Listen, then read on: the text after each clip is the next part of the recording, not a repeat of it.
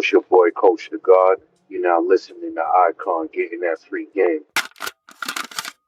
Hey, what's poppin', y'all? It's your boy Icon Got You, aka the Winston Casual, aka Mr. Leather on Butt. And y'all already know, like I be saying to y'all know I be on my belly shit. I be moving dolo state to state. We got niggas checking us. They be like, them boys slinging real good. But yo, we just gonna keep slinging, no diddy. But like y'all know, I had to go touchdown in the Bronx with it. I had to go, I went to my own backyard. Y'all know how I do. And I went dolo, and I had to go meet my boy. Introduce yourself, sir. Coachdagod. Word, man, coach. So we really this kind of happened on a whim. Like we just kind of connected and now we here, man. How you doing today, brother? I'm cool, bro. Appreciate you out. I appreciate you just for being here, my brother, man. I really do. First off, just I want to just like tell the people a little bit about what you do, sir. Oof, that's a lot. Um, to sum it up, I own a label. I own a media platform. I own a film company, and I manage artists, and I manage a label as well. Mm. That's just some of it. We ain't gonna get in everything. I'll break that down in the conversation.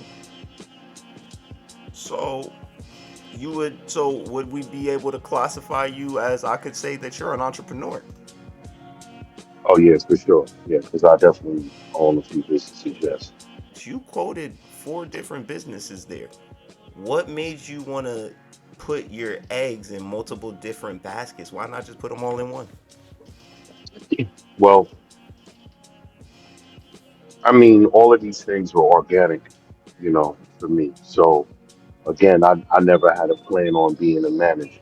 I was an artist for a long time, and I just decided that pursuing a career to get a deal off of music, I didn't want to do that. So I had already owned a delivery company, so I was doing that, and then me and my wife was putting shows together. And from that, Jazzy Joyce hit me up and asked me to manage her. And that was the first person I started managing. And from there, it just kind of took its own motion. Because then another artist hit me. And then Pro Dillinger hit me. And then a couple other artists. And then I started managing Black House Records for Jamel Honesty. And in that process, I was managing artists, but I hadn't had my own label, so to speak, at the time. And my wife had been pushing me to get my own label for like almost 2 years. And then Jamil introduced me to an artist by the name of Pure. And I'll never forget the day that I was listening to his music, and I was, my wife was in the kitchen cooking, and was telling me, I'm about to listen to this new artist I may work with. And I started to play some of his music, and she thought it was Nas. So that that resonated with me because I was saying the same thing in my head as I was listening to the music. I'm like, this dude sounds like Esco. Soul niggas put some respect on my name, man. Y'all already know what time it is when I come through, nigga. I catch bodies. You ain't gotta check the stamp, you know it's P. Pure proof of a poet producing paper. I'm prominent, I push the pain for profit. Piano paints and Plato's piece. Complimented by a powerful poem. I pop the pistol to perfecto. Release them hollow things, pounds of pressure get poured. And now your chest plate is punks, you try to play me for punk. So long story short, with that, Pure was the artist that I started God Mode Records with. That's how I ended up starting my own label. So Pure is the flagship artist on God Mode Records. That's how I did that. Prior to me doing that, in the process of me doing the management, I was managing Pro, and my wife is a model. So she started doing the modeling like real heavies for brands and shooting commercials and shit. So I started shooting all of her photos, and then I started doing all of the video work. So from that concept and me doing that, and then I started doing all of Pro's pictures and I started doing all of his videos. So once all of those things started happening, I started doing commercials and stuff for other companies, businesses, and then I started doing content creation for restaurants with my wife. So I ended up creating a photography film company called The Architects. So that's how The Architects came about. So you have me as a manager, you have me as the owner of God Mode Records, you have me as the owner of the Architects, and then you have me as the manager of Black House Records. Would you say that your wife is an intricate piece in why you're where you're at today? I would definitely say that she plays a major part in that because this is the person that I live with. This is the person that I bounce ideas off of. This is the person that does a lot of different things for me behind the scenes. So it's like if I'm shooting um, any type of filming, whether it be a music video, movie, short film, whatever it is, she's my location scout. So she does all of the location scouting for all of my things. So yeah, she plays a huge part in that. You know what I'm saying? She also does like the design as far as in like what the artist is gonna be wearing and how they're gonna look in their photo shoots and their videos, stuff like that. She does that part for me as well. So yeah, she definitely plays a major part. What made you even start off in the music? Like, how did you and music even meet? Like, say, imagine if music was like, that pretty new crush that you see in school. You feel me? Like, how And did you so how did you finally talk to your crush? if hip hop was a gang, I always say this, if hip hop was a gang, I was born in. It was just one of the most natural and organic experiences because I was born in Queens and then I moved to the Bronx. When I moved to the Bronx, I moved to Cedric Avenue and I lived in 1600. And the activity was happening two buildings down from me. So I got to witness a lot of the culture at a very, very young age. And I don't know, it just became like brushing your teeth type of thing. Because again, there was never a plan to be a rapper or anything like that. It wasn't like I was writing rhymes at 12 and no shit like that. It wasn't even anything like that. I was just always a huge music fan, always well aware of who was cool, who was popping, who wasn't. From New York City, so you get a little bit of a preview of things more than other countries and the rest of the world does first. So I was in high school, was moving around with a team of dudes. I was in upstate New York at the time. And I was moving around with a team of dudes. We was outside real heavy. My man told me, you know what I'm saying, yo, we gonna start doing shows.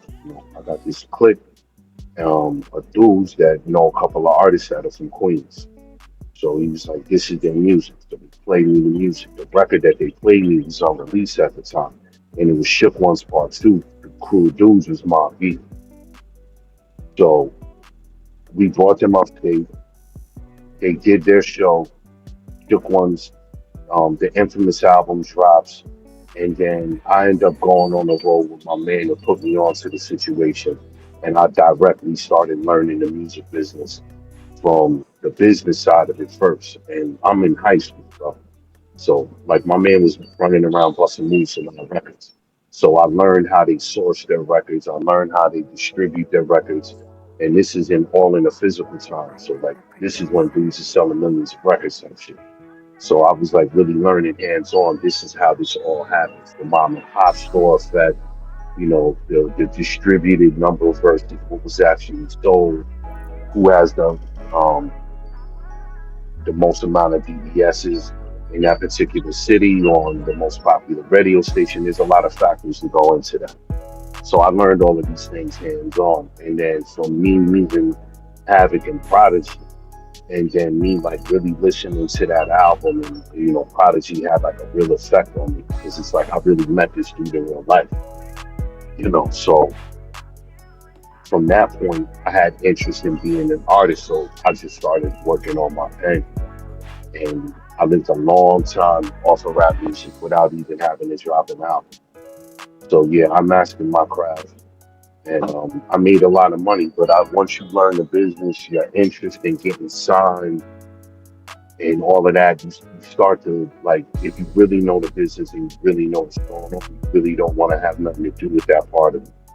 Because that part of it is where the grimy shit happens, where people start stealing your masters and you're not getting the royalty checks you're supposed to be getting, and the money's not coming through, and you got to pay lawyers, and it just gets convoluted. So after a while of being on tour, I came off the tour, and then I just decided I wasn't going to pursue it like that. And then from there, that's how the management shit came about, because it was at the end of that. And it just naturally happened. Again, I never had plans on being an MC. I never had plans on being a manager or a label owner or any of the things that I've done after that fact. It was all things that organically happened and it made sense for me to do it. So you had mentioned that you met Prodigy, like you knew him personally. What would you No, I say? didn't know I didn't know I didn't know Pete personally. I had met him, and just from the brief interaction I had with the dude, you can read people's energy. You could feel people's energy, you know what I'm saying? And that brother had good energy, and then spin around, I'm listening to his album and I'm helping push this album. And, I'm learning about the music business and I'm listening to this album back to back, so I can get familiar with it. And that album, that dude really pushed his pen. So yeah, it definitely had an influence on me, for sure. So when you had said the grimy part of the music industry, I'm gonna quote. Do you remember? I know you know who TLC is. But Do you remember the moment where they were about to go to war with their label? I'll do you one better than that. I'm in Atlanta at the time, right? I got an office in Atlanta, running around, I'm taking the tree in Atlanta, doing a couple of things. So you start meeting different people. So I met this investor group, and I met these two Jewish brothers. These two Jewish brothers say to me, "Yo, we're about to be millionaires in a short period of time, and all we invested was $200,000 each." I'm like, "What are you talking about?" And then he starts to tell me how they invested into this R&B group called TLC, and they were going to get 2 points each off of the albums. So the brothers in total would be getting 4 points off of this album. Now, months go by, and I start hearing different things because I met a dude in New Dallas, Austin. So I started hearing more of these TLC things and records. Group pops. They start selling millions of records, right? I bumped into the investing brothers later on, and them dudes had flipped their money 10 times over from that situation. So I witnessed them getting jerked live. That shit was very real. What they said, Pebbles was running around doing them dirty, bro. That's a fact, So they everything TLC said was true. bro. They did them girls dirty. No And, exaggeration. You're saying basically there was no exaggerations in this. This well, I was mean, bro, I put it to you like this: these chicks sold millions of records, right? And they were driving like RAV4s, like real rap. Real, yo, just some like I want you to imagine, right? And I don't think a lot of people look at it from this point of view. I want you to imagine that you're an artist and you've done a lot of different things to make it to where you're at to make the records that you're making. And now you see these records it's they're selling millions of records, the shit's on the radio, you turn it on the TV and you're seeing yourself, right? But you're not living that life. The people that you did your deal with on, that's frustrating, bro. That's frustrating. That's extremely frustrating to deal with. And to continue to make the music just so you can make a little bit of peanuts that you got. So imagine you and your three partners should at least got. I mean, bro, they made like hundreds of millions off of TLC.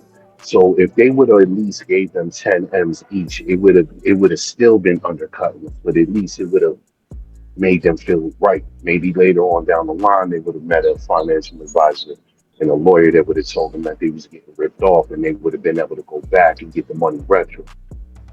But in the process of this, imagine you making millions. Your project, your album is making millions of dollars, and they gave you niggas 100,000 to split 100 bands.